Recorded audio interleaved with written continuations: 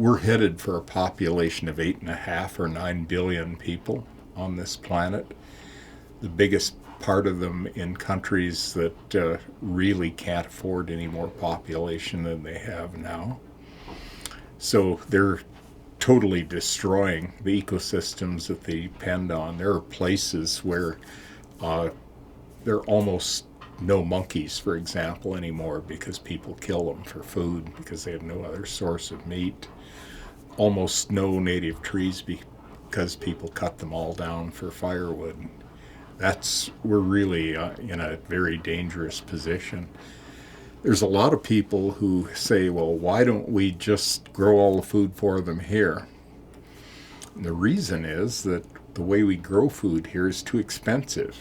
We can't afford uh, to send it to them.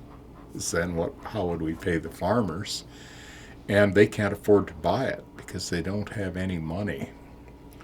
So we're producing a lot of food that makes us fatter and makes big stockpiles of wheat and corn in some years that really is not of any use to the global population. The reason for part of that is that our methods are so fossil fuel intensive. It takes a lot of fossil fuels to produce fertilizer and pesticide and to run the tractors to go and spray it around. I think we're just beginning to realize that maybe a better solution would have been to teach some simple agricultural practices to some of those people, but also some simple things like birth control. And I think the other thing that's dangerous, though, is that we see a lot of that population that aspires to have the same kind of lifestyle that we do. And we don't have enough planets to do that. So if you look at the developments in countries like China now that uses more fossil fuels than the U.S. does, is heavily polluted, almost out of water, and such an enormous population, I really feel sad for people.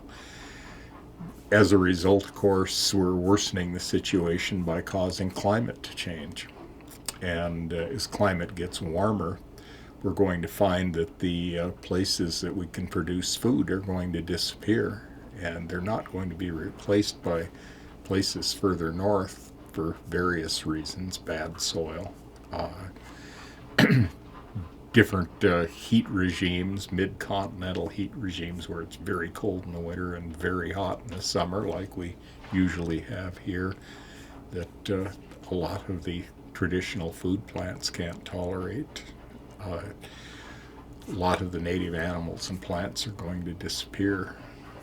Uh, I think those are some of the really big issues. We haven't really, for the most part, got our head wrapped around the fact that we're a major global influence, that we move more of almost every chemical element on Earth than Mother Nature does these days, and that some of these pollutants and land use changes that we're having that we're causing are having a major global impact.